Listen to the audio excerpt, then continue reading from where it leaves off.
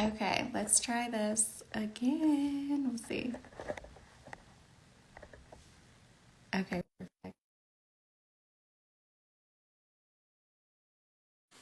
Hi guys, thanks for joining. We're gonna get started in a second.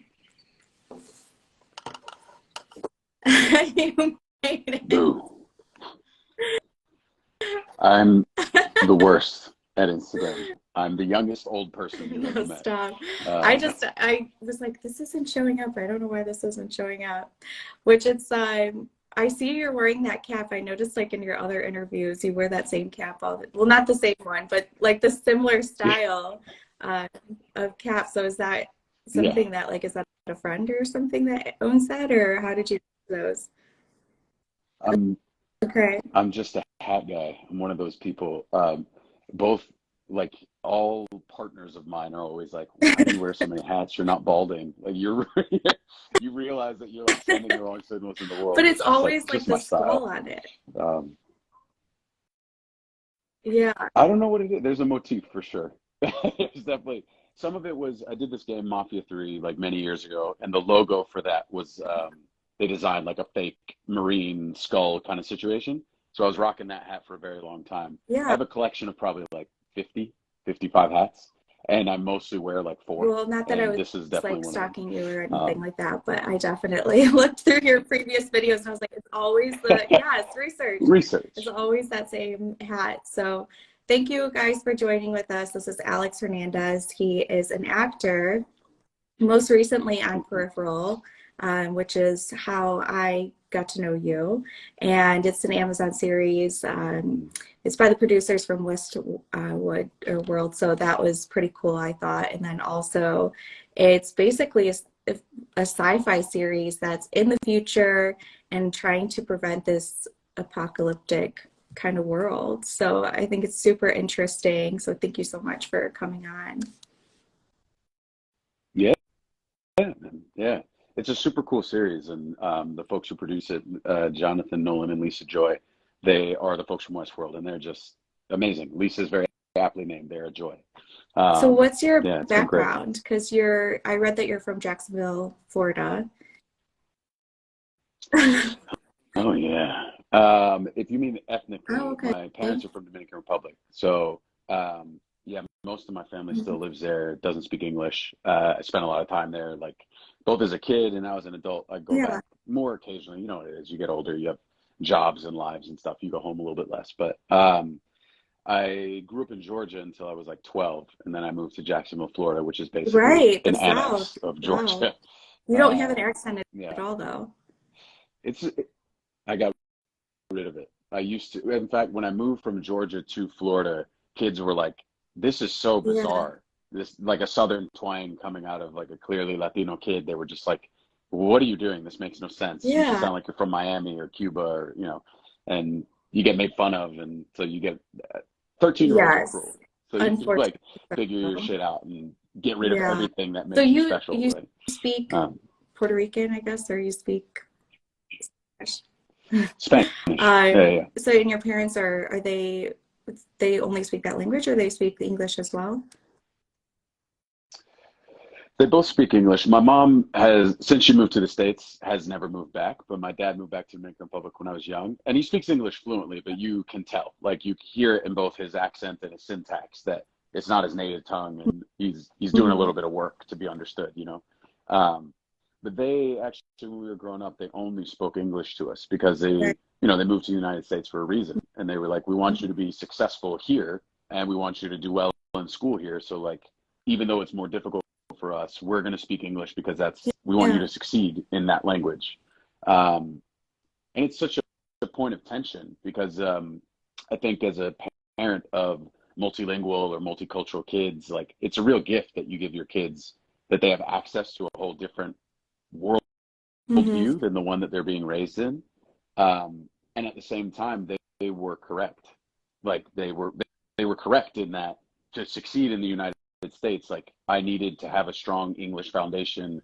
And not, not for nothing, like Yeah. literature is very important to me. I'm very good Yeah. at language, at English, at the whole thing. And that I don't think that would have happened in the same trajectory if I had Yeah, begun with yeah, Spanish, you know? that's hard to Um, say. But I mean, yeah, I don't know if this is true or not, but like I notice a lot of times when people come from immigrant families, like their worth ethic is very different. And they're like, determination to yeah, succeed, not only for themselves, but to make their families proud is just, it's very high level. And as an actor, I mean, that's a gamble. Anything's a gamble, anything's a risk, but that's really a gamble. So I don't know if that like had an influence on you or if definitely. they've kind of inspired you to be successful. Well, it's funny. I mean, to be frank, like we don't have a close relationship. I don't have a particularly, I feel a little bit differently about family and Hmm. family dynamics than I think most people do. Um, but at the same time, it would be arrogant and dismissive of me to not recognize my parents gave up quite a bit for me to come and live here. And like they gave up their families, their language, their culture, comfort. Um, and as a kid, I had whatever resentments I had towards the dysfunction that we had within our family. But as an adult, like at my age, my parents had two kids, were learning a language, were my dad was getting his PhD. They Yeah, were busting their ass just so I could be here. And if they hadn't done that, I wouldn't be on TV yeah, shows and in video games. Like my life wouldn't exist.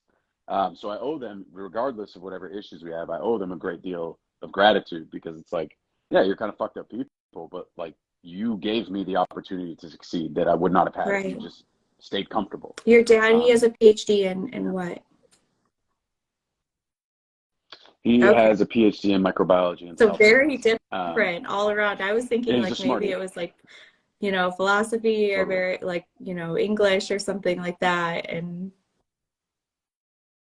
No, no, no. He's an academic through and through. I get most of my academic intelligence like directly from him. He also, ironically, was in a theater troupe in college. So I yeah, wonder if to some degree, like my yeah, propensity for performance comes from him as well.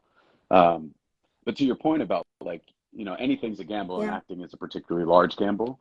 My parents were terrified because they were like, we gave up a lot for you to be in the United States, and the narrative I think that most parents give their kids and was you can do anything, like you're so capable and put your mind to it, work hard, you get to do whatever you want. But then when I basically started going on the acting track, they yeah, were like, oh no, anything but this. Like, don't do this. And then you get older and you realize they were just scared. They'd never seen the successful example of it. It was very difficult for them to imagine their son, paying his bills right. and being successful at this because they'd never seen that. Um, and yeah, I was just determined and lucky. I'd be foolish to not like concede some Mhm. of it as right place, right time.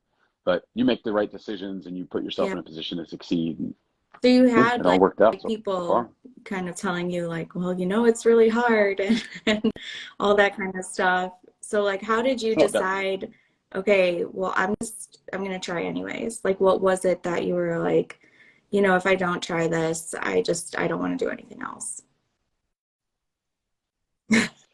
I'm just kind of a stubborn fuck, to be honest. Like, I'm one of those people that's like, I don't put a lot of stock in other Hmm. people defining for me what is possible. Um, like whether it's exercise, my career, love, my whole thing is like I'm the arbiter of my own experience. That doesn't mean like the body has limitations, but the body will tell you what those are when you approach them. You have to actually approach them first. The heart has limitations, but it will tell you when you actually approach them. And so I've lived my life kind of always from a very, very young age, like you aren't going to define for me what I get to do. I will define for me what I get to do. And so when I decided in college, I had a really great high school teacher. She's the one who inspired me to become an actor. I was on this really tough academic track, and I just wanted to take an easy class and maybe meet cute girls and have some fun. And I did fine. I wasn't like a dick about it, but I was just like, yeah, I'm Yeah. not really here to act. I'm just here to kind of let some steam off. And my high school drama teacher was like, "Hey, no tea, no shade.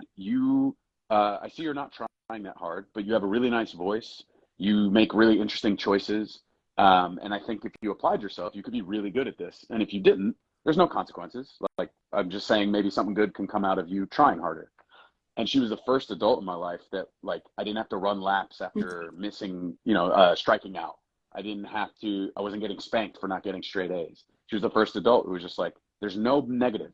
There's only positive if you do something here. And I really ran with that. Like, that was the biggest influence in why I chose theater, was just this woman being like, you could simply invest in yourself and good things will come out of it. And I won't hurt you if you don't. And then it became about having fun, and I'm a competitive person. And in Florida, there's a very robust high school theater scene, districts and state, sort of, if you play any sport, it's the same kind of competition levels. And I loved it. And it was massive. There are thousands of high school kids all into the same thing. And you go to, whether it's Daytona, Tampa, wherever, and you'd have thousands of kids in the same place. And suddenly you were competing in a monologue competition or scenes, or your school might have gotten chosen to do the main stage productions. And there was just a robust environment of weird fucking kids who all just wanted to play pretend and have fun and be together. And then when I went to college, I was trying to study law because that was what, in my head, I was always going to do. I'm good at school. I'm good at arguments. I'm good at public speaking. And then first semester, I was paying my own way via scholarship and jobs and all this stuff, and was just like, I just don't want to do this. This just isn't fun. And I had taken one theater class, and the professor was like, hey, listen, I'm not even going to lie to you. As a brown guy, you should audition for our BFA program because we need more brown men in our program. And I was like, yeah, sure, why not? I did. And then that's awesome. The rest was history, kind of. That's interesting that there's always these different kind of outlooks on how you should raise your kids or how you should motivate people just in general. So you had so much negative reinforcement, which does work in certain areas, but then it just kind of the change was, okay, I'm just going to give you more positive reinforcement that was totally different from what you had before, and inspired you to go that route. Yeah. I mean, I believe in balance in all things. And if I'm being honest, part of that negative reinforcement growing up as a kid, I do believe that it made me resilient. There are a lot of people in the world today. I believe in kindness and I believe in empathy. And at the same time, there's a lot about nature that is not kind or empathetic. And there's a lot to be said for teaching a kid, sometimes the world punches you in the face and you have to get back up. The world isn't always going to hand you the solution or walk you kindly through this difficult task. And people can be cruel and people can be unkind, which doesn't mean you need to respond in kind, but it does mean you need to learn how to take a punch. The best skill in the world is knowing how to get shat on a little bit and not let that ruin you. And that came directly from the consequences when I was a child were very rough. And I learned just it's okay to get hurt, in all ways. It's okay to have your heart broken. You can get over that. You will become more resilient as that happens. It's okay to lose a job. That you shouldn't go for that. That shouldn't be the goal. But someone will look you in the eye, and in my career, they'll literally just be like, you're too short, you're too brown, you're too tall, you remind me too much of my ex-boyfriend, you're not getting the job. And you're like, okay, this is the only career where that's legal, where someone can literally just look you in the eye and be like, yeah, you're ugly, or you're too handsome, or you're do you think it's bizarre. The acting that you did for those competitions that kind of prepared you for that, or they didn't prepare you for that? I think the mindset prepares you for it. Because I think as a competitive person, my mind has always been primed for the possibility. I don't want to say how do I put this? Because oftentimes when you talk to people who are really successful athletes, they're like, I don't imagine failure. I only imagine success. And I think for me, the reality of it is I know that the success rate in my field is so low. I'm not a fighter where a fighter can go 16-2 and that's not only a realistic career, but to be great, that's kind of what you're shooting for. So you're shooting for a mark of 85+% win rate. I'm a person who works all the time. I'm not famous by any means, but I'm successful at my career, and I've done the math, crunched the numbers. The success rate, meaning I go on an audition, I get a callback, a producer session, and then I actually booked a job, is roughly 3%. And I'm a person who, this is my full-time job. I work constantly. I work in everything. Yeah. I work in video games, TV, theater, not so much movies, but a little bit of movies. But and that's being really successful in my Yeah. field is like 3%. So I have to not only imagine failure, I have to redefine what failure is and then make space for it, like actually make space for it, because overwhelmingly I'm going to be told no. Um, and yet I still go into every audition being like, I'm going to force you to say yes while Yeah. knowing you probably will say no. I'd still, I mean, And that's still really incredible though, because it's like you can say that and you can prepare your mind for that. But in actuality, like if you're really psyched about some kind of role or something, some kind of opportunity and you don't get it, like it's still hard to just be like, oh, it's no big deal. I'll just go on to the next one. So like, was there a time that you kind of took things harder, or was there some kind of like switch that you engaged where you were just like, I can't think about this anymore. I'm just like on to the next. How do you like change your mind frame from that? Because a lot of people can't do that. definitely. I mean, speaking to a lot of people can't do that. I think if you, again, going back to that resilience I was talking about and sort of like getting punched in the mouth as a kid, if you within the first like 2 years can't at least start reckoning with that concept of like you're going to be told no a lot more, Mhm. exponentially more than you're going to be told yes. If you can't reckon with it, you should get out of this field. It's not worth it. It will actually drive you crazy. You'll be a miserable fuck, and like life isn't going to be good. Because things take time, and we are raised in a system where we have letter grades where like if you want to be really really successful, 90% or more is the benchmark. If you want to be average, 70% or more is the benchmark. And again, we're talking Yeah. about a career where 3% is doing great. Doing 3% puts me in the top 1 to 2% of actors. Like, so if you can't begin to wrap your mind around it, get out. And I definitely was worse at it when I was younger because I Yeah. was coming from a straight A mindset. I was a very good student. I've always been good at sports. I've always, like I've always stood out in those ways. I was good at acting. Like I was good at the competitions. I was good in, when I was in university, I get scholarships as like outstanding student or Hmm. outstanding performance or whatever, you're winning things. And then you go from a pool of 50 people to a pool of 5,000 people to a pool, you just keep getting higher and higher and higher. And you start recognizing that like success and failure is way less to do with you and way less to do with your own ego. Like ego death is probably the greatest thing that could have happened for me. I still have one. We all have one. But it's about recognizing that at one point in my life, it was definitely driving the ship. And now it's a passenger. I still talk to it. It still gets to be involved, Hmm. but it's definitely not how I make decisions Yeah. anymore.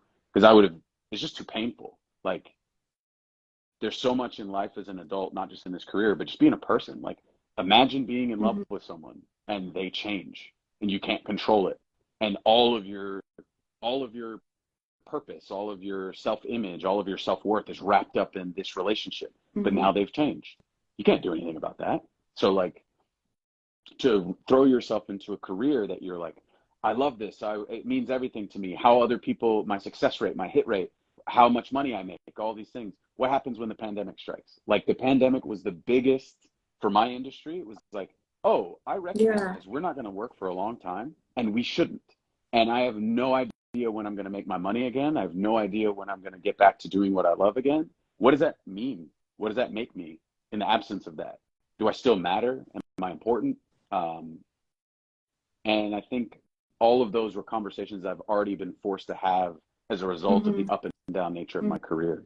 Because we get lulls all the time. It's like, oh, you've been working hard, you're doing a hit show and you're on set for 4.5 months, but now you're unemployed for like 2 months Right. because nothing ever lines up exactly right. You're never Hmm. like, the day I'm done, I jump to the next job.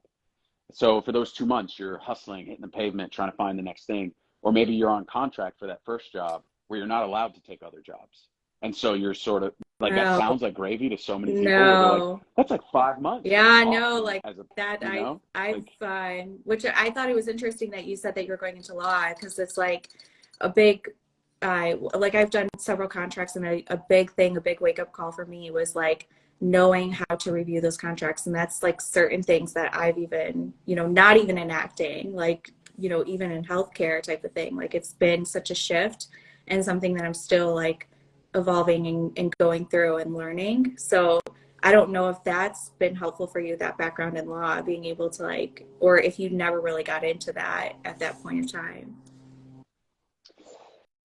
I certainly didn't go far enough to go into contract law. And the frankness is like, I pay people to do that. Because one of the things that I didn't like about law was the minutia of, I'm not here to nickel and dime and like get into logistical details where, how do I put this? Life is too important to take too seriously. And getting bogged Yeah, down in that kind of little shit, it's not that I want it taken care of. I just don't good want to point. have to do it. Because I'm the kind of person that's like, I love what I Hmm. do. I love what I love. I don't Yeah, want to be concerned with this other stuff. And that comes part and parcel with like having representation. It's an unnecessary, I love my representation, but I find the concept to be unnecessary, but it's the system that exists. And I'm one person who's not going to revolutionize an entire yeah. industry simply by being like, I refuse to participate. That's how I used to do. I used to feel that way about like credit cards. I didn't have a Wow, credit card till I was like 26 that's because I was pretty like, good. well, I was a yeah. Well, I was like, yo, I'm a poor Yeah. immigrant. I'm never trying to owe someone money. That sounds stupid. And then I wanted to buy a house. And in my foolishness, I always thought to myself, I'll just save up enough money. And one day it'll be like going to Walmart. I'll just be like, here's my house money. Give me house now. And then, you get older and you're like, oh, this is never going to work that way. Ever, ever, ever. So I started building credit in order to build that up. But Oh my gosh. yeah. Okay, I just lost my next train of thought. But how did you get into like, uh, because that does bring up a good point. You were like in video games and doing acting, which was kind of mind Yeah. blowing for me, is that there's a whole process of acting within the video games. And like, I saw some of the videos, like the VR set that you had in order to be able to integrate into the programming, which is so interesting. So how did you go from that to being on Peripheral and to like the series? Like, what was that process like? So all of it to me, like there's not really a difference, if that makes sense. And they're all most of my jobs come through my representation. A lot of the theater stuff comes from folks that I know that I've worked with before at this point. And now actually some of the TV shows as well. But like pretty much everything's filtered through my reps. So when I look at a job like Mafia 3, or I'm currently working on a video game now where it's the same kind of deal. I'm Someone the had guy on the mentioned box. Mafia 4. I don't know I if play the that's the character one, or Mafia. even if you're allowed to say. It, Okay. it is not the one. I can say that much. Sorry to disappoint all the Mafia fans. But there's another project I'm working on that I will be able to announce in probably a month. I was just in Scotland working on it, and they should drop the whole thing in like a month. But to me, the process isn't any different. It's just a different medium, right? And so it'd be like if a painter also sculpted, and they went, look, it's all visual art, and there's clearly benefits and drawbacks to each medium and ways in which you can interact with the audience and how they perceive things. One of the things I find most interesting about video games is I think there's a more direct psychological relationship as a player than as an audience member. Because when you play a game, you are interacting and you are doing. You're not passively receiving. You're being tasked with playing the missions and doing whatever the game asks of you, whatever the gameplay element is. You're actually doing it, and the level of empathy and the level of like how your mirror neurons fire is just so much higher than when you're watching something and passively receiving it.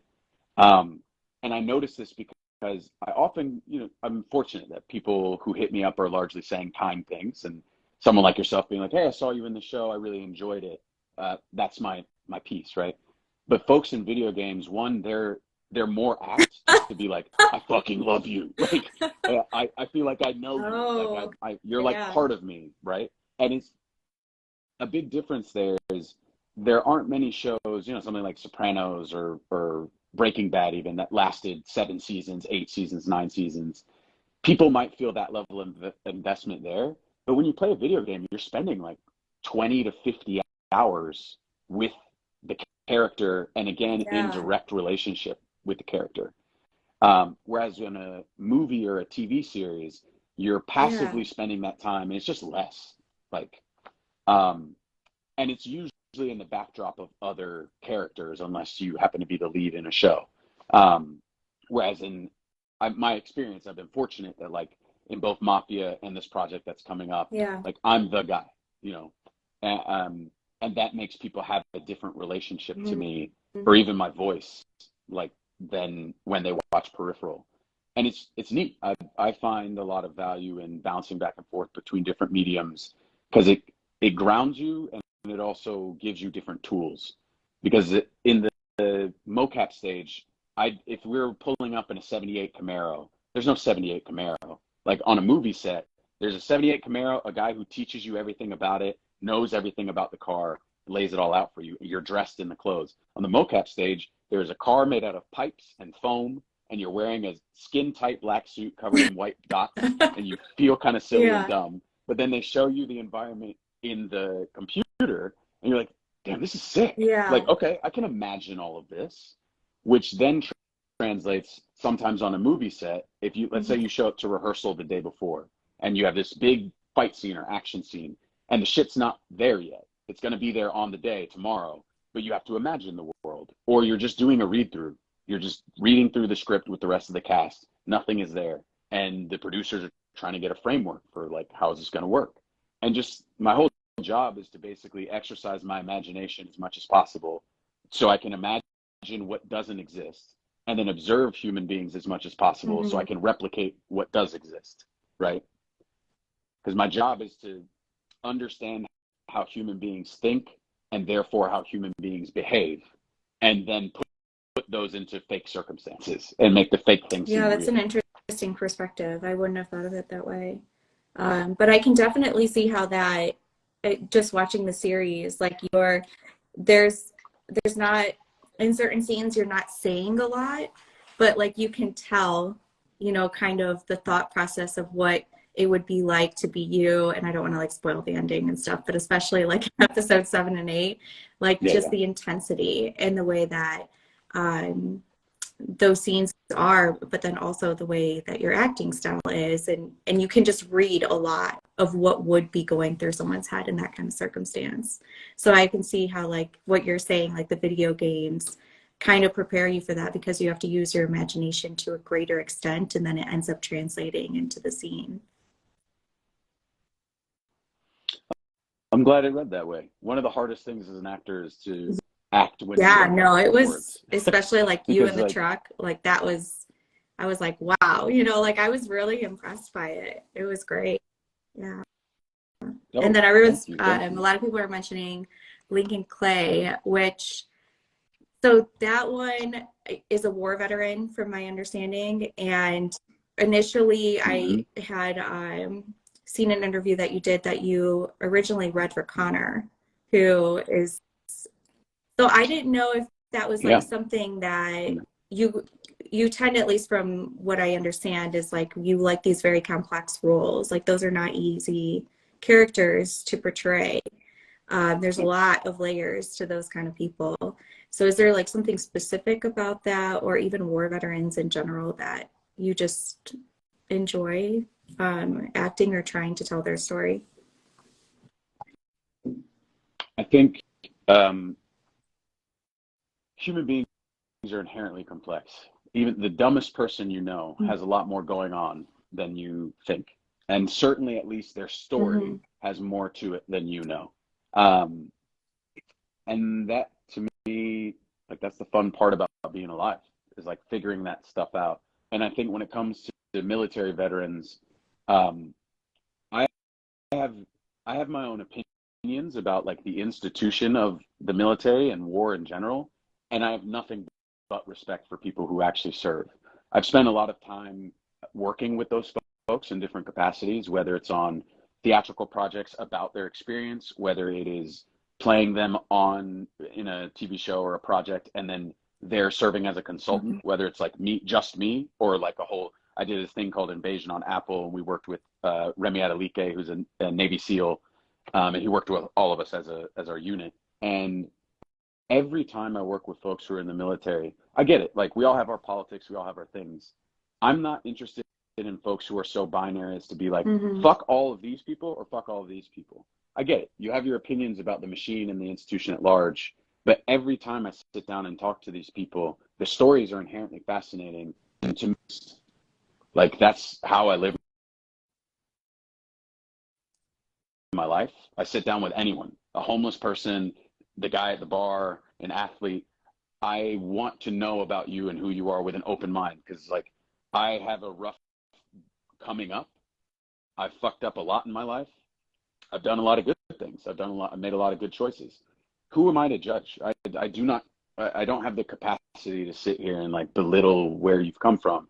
And I find that military veterans, something about those stories is inherently complex. And so I'm drawn to them. And the act of giving Mm-hmm. up your life, whether literally or figuratively, saying, I want to serve, like that speaks to me greatly. I think that my job, not professionally, but like my whole purpose as a human being is to try and leave things better than I found them. And that Mm-hmm. is an act of service. And I don't mean that to put it on the same level as actual military duty. So to me, the psychology of someone being like, I'm going to make this my life and my job happens for all kinds of reasons, whether it's just very practical. You don't have a way out. This is a way to leave your hometown. It's a way to see the world. It's a way to pay your bills. Or you have a really high sense of civic duty. You think this is the most important choice you could make. You have other options, but you say, no, this is nobility. This is what I want. All the way down to it's a way to get citizenship. It's a way to stay in a country. It's a way, like whatever it is. I'm just interested in those Yeah. stories and interested in people. Yeah, I agree with that. I've said that to people, and a lot of people I think will disagree, and they'll say, no, most people aren't interesting. And I'm like, my response to that is, I think most people are extremely interesting. You just haven't asked the right questions for them to open up. But if you are, if you Yeah. allow people the space and the time to actually, tell their story in their own words without trying to beat them to the punch and just assuming you know everything, then you'll actually learn about them, and then they'll end up opening up to you. But it definitely takes like just kind of like the time and the patience to be able to do that. So I think that's awesome that you do. Where's I the appreciate that. coolest place that you've been to? You mentioned Scotland, and then this Peripheral was filmed in London, from my understanding. Yeah, most of it was London. Like 4 months in London and then a month in North Carolina.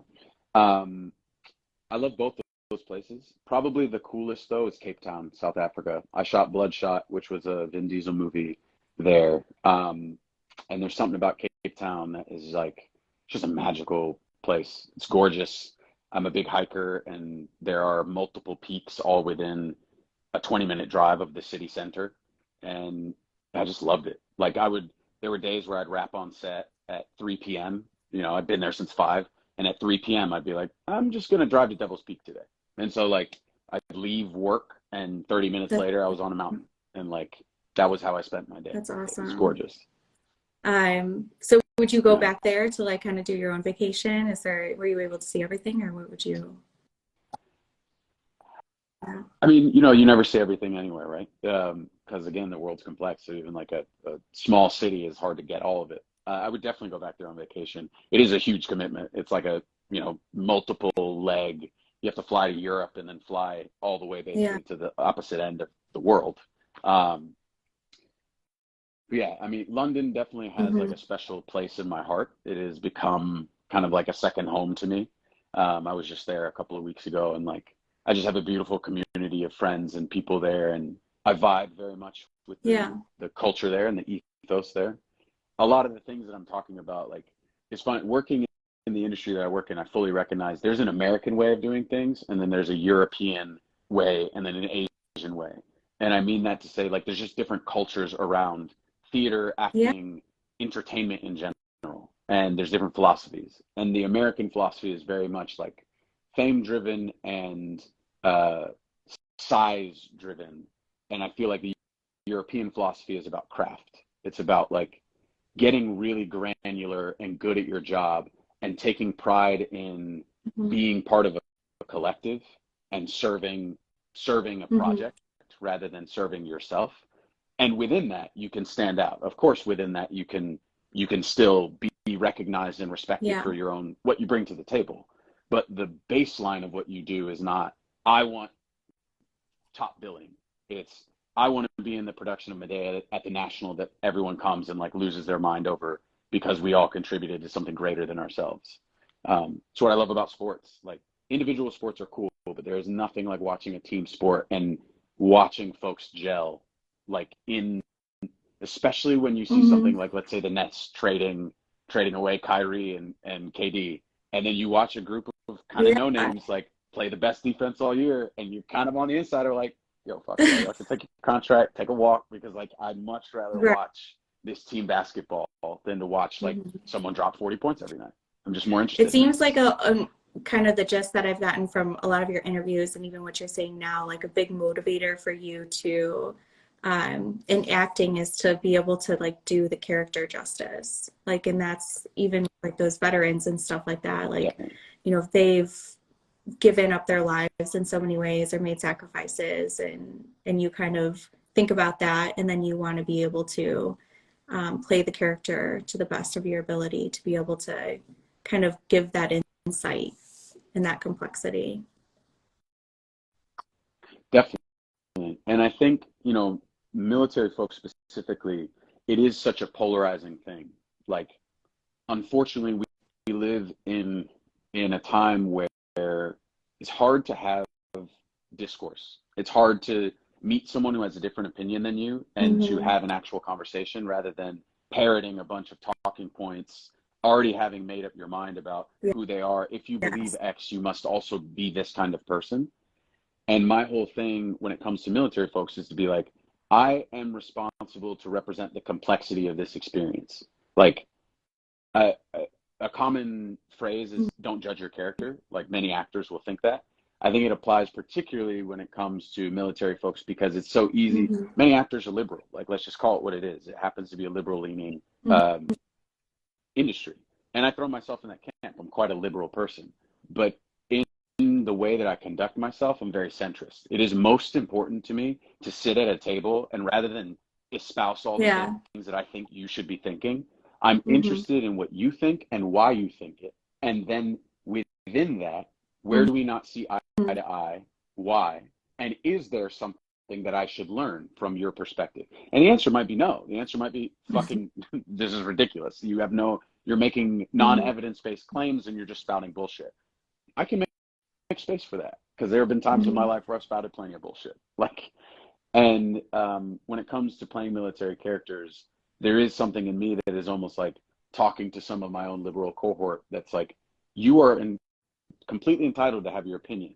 I'm just also going to ask that you reckon with it the same way I've had to reckon with it. Like, just come to the table with an open mind, because your assumption is that the worst thing in the world is everyone being like, every man who's ever served in the military is a robot, like just a soul crushing, killing robot. And you talk to them and immediately, like, every now and again you get one of those. The same way every now and again you get people of all stripes that are just fucking brainless, following their habits. They're not making choices, they're just doing things.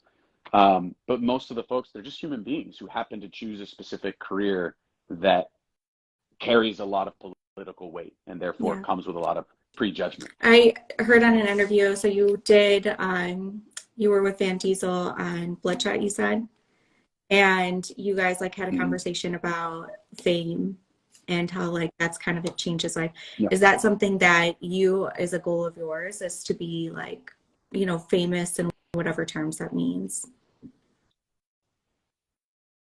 No, respected is way more important to me. It's one of the things that I'm envious of athletics for, because to be famous as an athlete, for the most part, occasionally there are people who just sort of stand out because their personalities or whatever. But for the most part, to be famous as an athlete, you have to be great. You have to be really good, like qualitatively good, quantitatively good, excuse me. You can see it, like, The metrics align to um, whatever it is that they're the trying to average. pursue. Yeah. Totally. And unfortunately, my industry is subjective. And so much of what makes people interested in someone as an actor is not even their performance. Like, the amount of times that I've seen people who are very famous and they're shitty, like, I'm just going to call it like it is. And when I say that, it's not just like, oh, they don't speak to me. It's like they are technically not skilled. I'm watching, let's say, a movie or a TV show, and I'm watching how the director is a great director who has edited around them. They've edited around their lack of skill. Or you're on set with someone and you know, they finally do get a great take, but it took them 20 takes. Whereas like a skilled actor, you're nailing it from take one or take two, take three, and the director is just going again because lighting is messed up or there was a helicopter or they want variation, not because you can't do it, not because you're not grasping the material or the scene.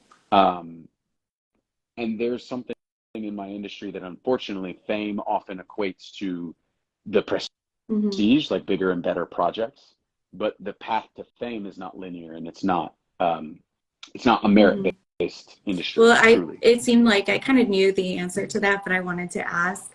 But just like from what you were saying, the different kind of cultural view on acting from Europe to America, and you said that like you kind of liked it in a lot of ways because it was about the craft as opposed to, you know, how America is just like bigger and better and type of thing. Yeah. And there's something about like, I like being in rooms with people who are obsessed with what they do. Like, I love craft. I don't care what it is. You're a piano player, you're a masseuse, you're an actor, you're whatever. You just want to learn more about your specific medium and you want to get better at it. Because to me, I think that real progress is made in tiny increments. Very rarely do you have these massive light switch moments where like, you know, you wake up one day and your whole life changes like that. It's tiny things you do every day. Like let's say in the gym, people will often ask questions about my physique. And the question is invariably like, how do I look like that Yeah, on some in a random month. date? I have In a vacation in month, 30 or like days. I have a wedding in June. You're like, bro, it does not work like that. This is about like tiny things that you do every day, starting with like, okay, looking at your diet. You're not going to overnight go from eating McDonald's 2 meals a day to suddenly getting the right macros and treating your body with the fuel that it needs. But what you can do is, starting today, we are going to make an effort to consume 1 serving less of bread every day, right? Or, you know, I really like sugar. I take 4 sugars in my coffee. Let's knock it down to 3. And then 2 month later, let's knock it down to 2. Let's knock it down to 1. Now we can just drink coffee without the sugar anymore, right? And I used to be way more militant about like what I did and put into my body. Yeah. And that in and of itself is its own unkindness, because it's something, you're like looking at a cookie and you're like, I would love to have that cookie. Yeah. I just cycled 30 miles. I haven't had a cookie in 4 months, 5 months, 5 years. And you're like, no cookie, because that's who we are, bro. We're fucking hardcore. And then now I'm like, eat the fucking cookie. Like, you want a cookie. It's okay. You just don't make that habit of it. Like, where you do this every single time. Is that what you would recommend? Like, I'm big for on someone who wants to go into acting and who wants to be a part of the 3%, you know, that you are, is that something that you would recommend, or what is it that you would tell that person? First thing I would say is why. Analyze for yourself. There's no right or wrong answer, but have an intention. Be really specific about what is it that you want out of this experience. Because, for example, if what you want out of this experience is money, this is playing the lottery. You're looking at examples of people that are uber famous because that's who's in front of you, right? Most people, when they think of actors, are thinking of the top 1% or the unemployed guys who work in restaurants, right? There's no thought about the in-between. The in-between is a very, very difficult place to join. The 1% is even more difficult. The 1% is literally winning the lottery. The place in the middle requires a lot of hard work, a lot of luck, and still like no guarantee that you will consistently stay there, right? And so if it was about money, I'd be like, go do something that is more consistent. If it was about fame, I would also say that's like winning the lottery. There's no guarantee that you are going to be plucked out of the hundreds of thousands of people that moved to New York and Los Angeles. They were the best and brightest in Wichita, Kansas, sexiest person in Opelika, Florida, And then they showed up to the big city and nobody gave a fuck. Like Yeah. everyone's like, yeah, there's 1,000 of you, literally 1,000 of you. No matter what you look like, how handsome you are, how beautiful you are, there's infinite of you. Then I would say, if your goal is about craft and storytelling, worry about getting really good at that. Worry about, just like if you were trying to make the NBA, your end goal shouldn't be, I want to be on an NBA roster. Your end goal is, I want to be the best basketball player I can be. And if I am good enough, I will be on an NBA roster. Mm-hmm. Like, there's no question about it. In that case, it's a little more objective. But like I said before, I'm a stubborn fuck. So in my head, once I put my mind to this, I said, there is no reason that anyone will stop me, because I will give them no reason to stop me. I will give them every reason to say yes, right? No one can tell me that when I show up on set, I do not work hard. No one can tell me that when I show up on set, I'm not prepared. No one can tell me when I show up on set that I'm not pleasant to work with. Like, these are things that I've cultivated. And talent, you can't control talent. Like, you either have it or you don't. And yet you can craft, you can hone skill, right? And I think the common through line for people who are really successful, they're people who are lucky enough to be born with talent, and they are hardworking enough to cultivate skill.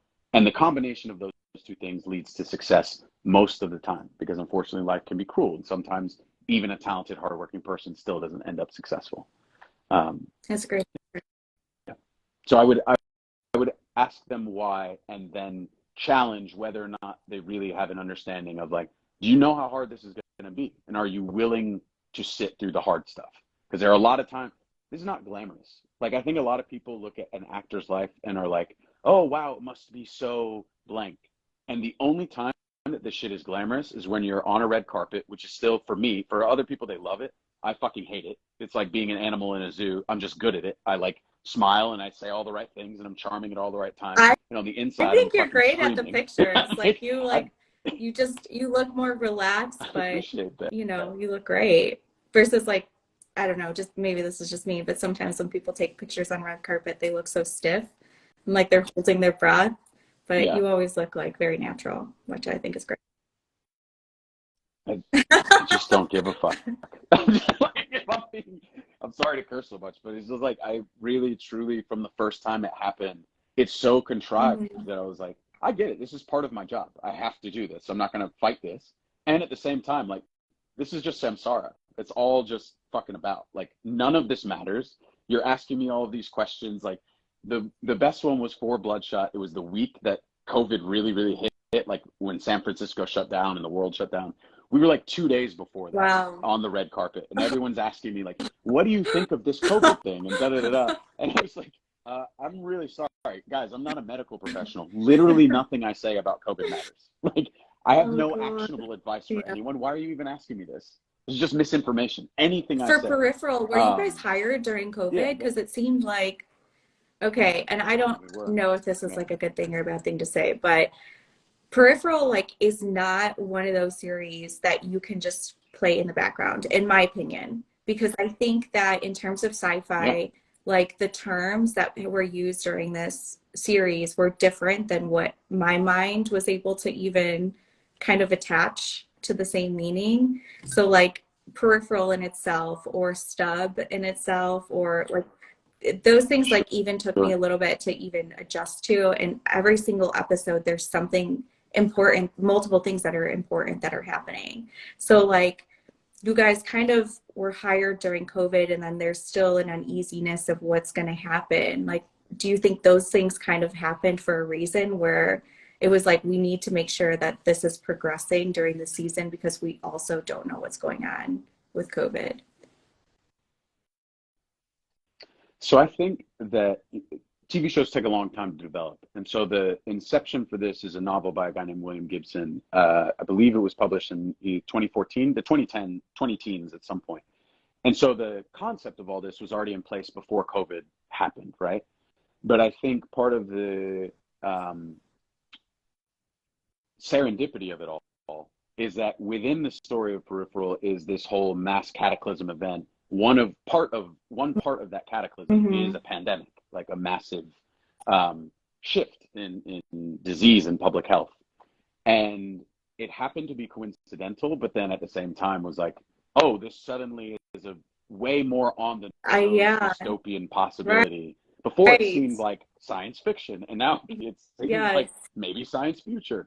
And I think something to your point, like William Gibson is a really brilliant mind and a very dense writer, and so much of the story itself, it is not a show that you can put on in the background. Like you have to be actively engaged with it. Otherwise, you just sort of Yeah. leave being like, what the fuck I is did happening? that with Like, one what are they episode. In talking the about? next episode, I was like, I have to go back. I have no idea what's going on. What Yeah, happened? but Yeah. I'm a big fan of things like that. Like everything has its place, and there's definitely room for, a show like Friends, or Yeah. for me it was like Scrubs I growing love up, Scrubs. or these things that you Yeah. can sort of turn Yeah. on and just sort of Yeah. casually have back. I love Scrubs, and there's definitely a place for it. It's just when I think about where I want to invest most of my time and energy, it's typically in Yeah. things that are a little more complex. Um, Although I will say, like when people sometimes ask, what is your sort of ideal, what are your dream roles or projects?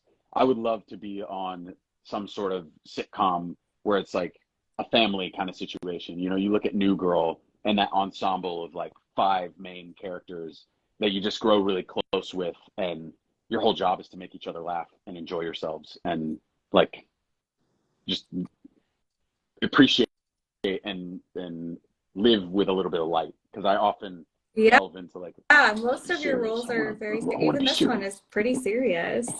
Do you ever do comedy, or do you ever do Yeah, like those kind of lighthearted ones? I haven't often, just a few stints, and like usually it's just as a guest Mhm. star, just someone popping in, as opposed to sometimes when I get to be serious, I get to be the guy. But one of the most fun I've ever had on a set was on the show Search Party, which is like a weird hipster comedy, and I was playing this theme park worker who basically dresses as Gaston, like not actual Gaston, but loosely. And my whole job was like come up with weird bits, and my goal for the day was like I want to make the boom operator laugh. If I can make this guy whose whole job Yeah. it is to like be still, and he's seen it all, and he's just he's just doing his job. He's not even fucking paying attention. But if I can be funny enough to make that guy laugh, then I've done my job. And by the end of the day, I got him to crack, and I was like, right, this was a good day. Like my whole job that day was how can I Oh my pee in the gosh. weirdest way possible? Like how can I use a urinal like a fucking weirdo? Um, or like in the middle of the fight, how do I make this play fight like the silliest, weirdest thing I can? It's a That's really different enjoyable. side. I'm sure it's like brings a lot of balance when you're able to do different kinds of roles instead of always so serious. Definitely. And like I as a person, I'm kind of like I'm I can be quite serious, and I often get into deep conversation. I'm the guy at the party that like you don't know how, but 5 minutes into it, the two of you are talking about like your deep dark secrets in your childhood and the recession and the blah. But I'm just a fucking fool. Like with my closest group of friends, we just are very silly and make each other laugh. We're like kids in Arrested Development still, and then there's the rest of life, which is like, no, you're a 34-year-old man. Like you got to take it seriously, and you got to think Yeah. about some things, but also it's nice to just I fuck want around. to get to some of the questions. One being, have you filmed for Yeah. season 2 yet, or no? Are you guys starting? No, Okay. we just got renewed actually. We got our Yeah. So official renewal, which excited. is dope. But we haven't yet started I'm filming. hoping we'll see, because it's like if this is one of the details that was kind of, if you missed this, then you were confused. But that Flynn, who's the main character, and Tommy kind of potentially have an alternate, you know, stub or whatever, that they actually are together. And it's like you kind of get the feeling maybe in the beginning, but you don't really fully know that. So I'm like hoping that that happens just personally. So we'll see. Yeah. Send your So letters to Amazon, Amazon. Let them know. please make that happen. So let me see. There's a question here. Let's do this one. Hey Alex, what was your favorite play when you were doing theater? I still do theater, so it's not past tense. And this is going to be really tropic, but I played Hamlet, and I would do it again in a heartbeat. It's the only Usually with theater, I have to be quite choosy because it takes a long time and it takes you out of the TV world and all that sort of stuff. And Hamlet is the one play that like I'd probably do anywhere, anytime. That role is so layered, and I used to be a hater. I used to be like, of course, people say Hamlet's like the best play in the English language. Who fucking cares? It's overplayed. And then you work on it, and you're like, no, it makes sense. Like everything is here. The ability for the amount of things that this person goes through, but also the ability to be light and happy and carefree within it. You get to go crazy. You get to be in love. You get to be angry. You get all of it. That's awesome. Someone else put in earlier in the chat to do the Lincoln Clay voice, which I hate to like be like, and go, but like I think that's fun. No. We will keep them on their toes. I save that. I'll say this much. Every now and again, I don't do it always because I feel like if I made a habit of it, I would find myself. I get a lot of those requests. But every now and again, if somebody makes the right request in my inbox, I will send them like a thing for their voicemail or a thing for someone's birthday or whatever. I love that. Okay, here's another one, and then I have a bunch of other ones too. What's your favorite movie? That's a good one. Oh, my favorite movie, like of all time? Shit, that's a hard question. It's hard to pick one. I'll go in two different directions. My favorite like artsy movie is Birdman, which came out probably maybe 7 years ago, something like that, with Michael Keaton. And it's a very bizarrely shot, like dramedy about this actor coming back to the stage. And it's just bizarre. It's really crazy, and I love it. And my favorite comedy is Tropic Thunder, which would probably never get made anymore. I think the time for that has come and gone. But yeah, I think that movie is just fucking brilliant. Who has inspired you the most? Oh. He's gonna be embarrassed that I say this. My friend Dylan, who I met him freshman year of college. I met him because he pulled up on the street and was like, "Hey, you're in my theater history class. You need a ride?" And I was like, "Yeah, sure. Yeah, I don't know you, but yeah." And he's been like my brother ever since. I have three guys that we're basically like a little family, and we've all been together since 2006. And yeah, Dylan was the first one, and he taught me how to be selfless and generous, and he's one of the best actors that I know. He's an example of a person who's incredibly talented and works very hard, and like things haven't necessarily broken in the same way that they have for me, and yet he still comes at it with love and with the same dedication to craft. And yeah, he's my main taping partner. He's the person who helps me with all of my auditions, and he's just a beast. And like, it's cool to see somebody who is very talented and puts being a good human before being talented. I don't know if this is like right, but I would imagine that's kind of hard to do, at least like in the sense of like if you see your friend succeeding in such a way and you're still putting in the work and the dedication, and then like it's not, you don't see kind of the gains on your side being, coming about, but still being supportive for someone else. Like, I would. That's challenging. Definitely. I mean, it is a thing to navigate as a friend, right? Like, how much do I share? How much do I share about like the trials and tribulations and some of the low points that I have, knowing that this person isn't experiencing the high points that I am, right? And luckily, we have a very transparent friendship. I mean, as you could probably tell from the conversation, like, this is how I act with everyone. I think it's one of the reasons that conversations get deep quick, because I'm just like, I'm not afraid of shit. So if that's where you want to go, then we go. So with Dylan, like we talk about that, like the difficulties of what it is to be on the other end of it, knowing like you deserve this just as much as I do. And so like, how much do you want to know about how I feel, when I don't get that job, or I got that job, but it's kind of, I'm not having fun. It kind of sucks. Like, do you even want to hear about those sorts of things? Or do you still want to show up and help me tape? Because like, I don't want to put you out. Like, if this is painful for you, like we shouldn't do this, That's good. Yeah. Something that kind of like a little bit connects with that. That's my personal curiosity is on an interview you had said, like law of attraction, universe type of thing. What does that actually mean to you? And how do you use that? So I definitely believe in frequencies, right? I'm not so hippy dippy that like I don't have any sort of what's the word? Like dogmatic belief. I'm not a religious person. I am a spiritual person. And so when I think about the frequency of the universe and the frequency of people, um, what you put out in the world responds to. And so, for example, if you are a externally motivated person who often thinks that you are the victim of circumstance, the world will respond to you in kind. Like because your perception makes up so much of your own experience, I'm not here to say that you're wrong. I'm not here for someone who's like, I'm always the victim. The world's out to get me, blah, blah, blah. You're not wrong. That is a valid perspective. And therefore, you will create that reality from that perspective.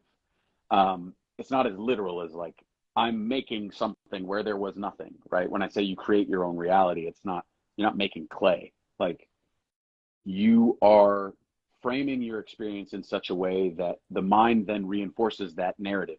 Narratives are really important to human beings.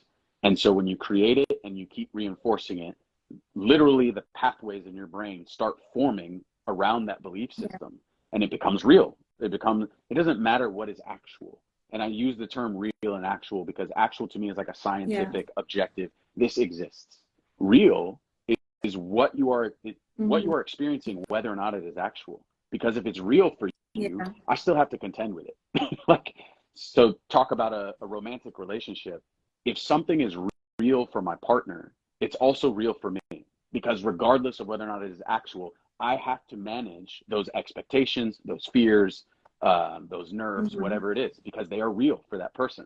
And therefore it's in the space. And so like when I think about my career, I try to put out a frequency that is, I'm craft focused and I want to be surrounded by good people who are good to work with. It has taken longer for me to achieve some of my goals, but I found now that I am in a place in my career where I'm either invited to do projects or I'm remembered by people who share those values.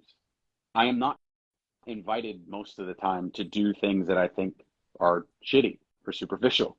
It's just that I don't book those jobs. And the amount of times that I've been told by a casting director or producer, you're great, you're too smart for this. Like we just need somebody who's not as complex. We don't want it to be as deep. And my thought is always, because I don't want to show up here and do like some superficial crappy job. Which I'm sure it makes it like kind of when you are on a project, like the team that you work with and the goal, you know, of the project is kind of like all in line with who you are as a person. So it fits better and it's easier to do. But yeah, no, I totally agree with that. I mean, there's definitely like a portion in your brain that looks for that. So when you focus on it, it actually starts to look for whatever it is within your, you know, vision or your surroundings to align with what you are focusing on. So if it's a goal, then it's a goal. If it's, you know, a thought process, so whether it's positive or negative, if you start to actually reinforce that, then your brain will start to look for evidence in the surrounding area. Exactly. And like we wield, for all the things we don't control, we wield a lot of influence over how we make people feel and how we make an environment, right? The same thing happens. It doesn't matter if you're meeting a friend for coffee, you're going to a party, you're playing on a basketball team. You are contributing to a culture when you show up. So if I'm meeting my friend for coffee and I know that they're a notorious complainer, right? I can choose to indulge that and we can just have a bitch session where we just get to fucking lay it all out and be like, oh my God, can you fucking believe this person and this job and this economy and if I want to. Or I can go into that experience and say, I want to help my friend. I know that they're having a rough time and they're going to want to complain about it. I actually want to help them reframe this into something more optimistic and positive. So then I try to contribute to that culture in a way that changes the conversation. Or I say, I don't have the patience for this shit. I don't have the patience for you to whine and complain about all the good things in your life that I recognize are good things. So actually, I'm just going to challenge you. I'm going to spend this entire conversation confronting you about the fact that why do you need to complain about the fact that your husband loves you too much? Like, you, maybe there are behaviors that he's engaging in that you want him to change a little bit. That's fine. But like, are you really upset that your husband cares about you so much he wants to hear from you all the time? Like, if I'm on a basketball team, if I want to make it about myself, I'm changing the culture, especially if I recognize I am the most talented player on this team, right? That especially is a position of great power where you're the one setting the tone for everyone else. If you show up early and you clean up your own shit and you're the last person to leave the practice floor, you are setting the tone for the rest of your team. This is how we do things here. You will contribute, you will be humble, you will be kind. If you show up and you are on your phone the whole time, you're ignoring requests from the coach to run certain drills, you're taking over and undermining authority, you are teaching the rest of your team that this is how we do things here because I'm the number one and this is how I choose to operate. And the amount of times I've seen on set the number one actor or director sometimes, but usually it's the number one actor, how their behavior then influences everyone else for better or for worse. It's just made me realize that when I'm in those positions, it is my responsibility to set the tone of a room that I want to be in, which is a room that is full of humility, hard work, and folks who want to do their job, like who are talented and want to creatively contribute. I don't want you to just parrot back to me what I say to you. I want you to challenge. If you disagree with me, challenge me. Let's have a conversation. Let's get to it, right? Because you also can sometimes create a culture of fear where people don't speak up because they are intimidated or they feel like there's not space for them to have their own opinion. And frankly, I'm a smart guy. I'm not the smartest guy in any room, and I'm not the only smart person in any room I walk into. And all of us together will have better ideas than just me on my own because I have one experience. And if I take over a room, I'm negating all the other experiences that are there, right? There's someone that looks like, there's multiple people it looks like that have worked with you, and Hawkins said that Alex is amazing to work with. We were on set and Alex would reset everything perfectly every time class act. So that's really, on a lighter note, I got a bunch of messages on this, which I kind of knew. So are you single? That's what a lot of the girls want to ask. I'm sorry to disappoint. I am recently married. Thank you very much. I got married in December. The truth of it, I don't often talk about this because like people don't think to ask. We make a lot of assumptions in this world. I live a very alternative life where like I am polyamorous, I'm pansexual. So like I'm married to a woman. We both are open to people of all genders. We both date outside of our marriage. And it is interesting because I think most people look at me and assume a lot of heteronormativity. They're just like, oh, it must look like this, right? And I don't blame them because I spent most of my life being socialized in that manner and operating in kind. And then in the last, like, she and I have been together for 7 years, but even a little bit before that, I'd say the last like 10 years of my life, I was just like, I'm just bored by all doing things the way that I'm supposed to, especially romance. And I have a lot of capacity for love. I also am like a very sexual, amorous person. And she and I met and we sat down and both of us were like, hey, listen, I have no idea who you are. I don't know if this is going anywhere. You seem really cool. You're very attractive. I could see this going somewhere. I just need you to know I have to attempt polyamory. Like, it's very important to me at this phase of my life.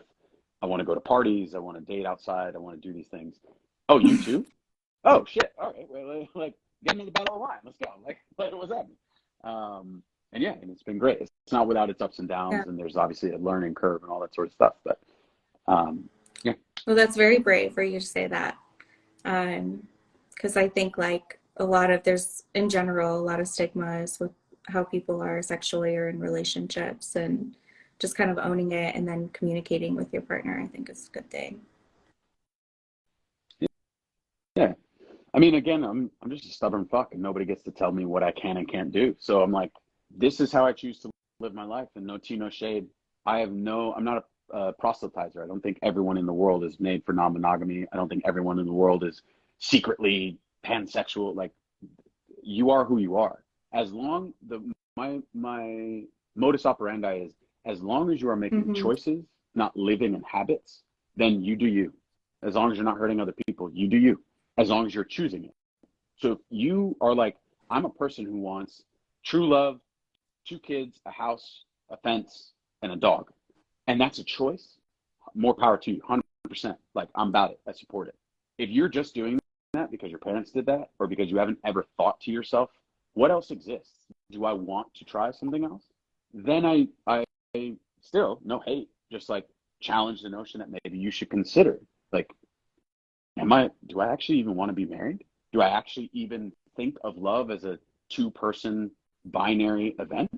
Do I actually not really care about romance, but my friendships are so important to me? They're more important than anything any man, woman, love, romance could do for me. They're everything. Like, yeah, I think a lot of people default rather than make a choice. And I've tried to live I think choice. that's important to do in any aspect of your life, is to ask yourself why.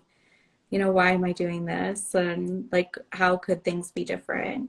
And then kind of explore that area for sure. I think that's whether your career or, you know, your relationships or where you live. Like, some people, that's even a challenge of where they live. Like, you know, I know people that they're so comfortable in a certain area that it's hard for them to even imagine living anywhere else, even in the country, you know, let alone somewhere outside the country. Totally.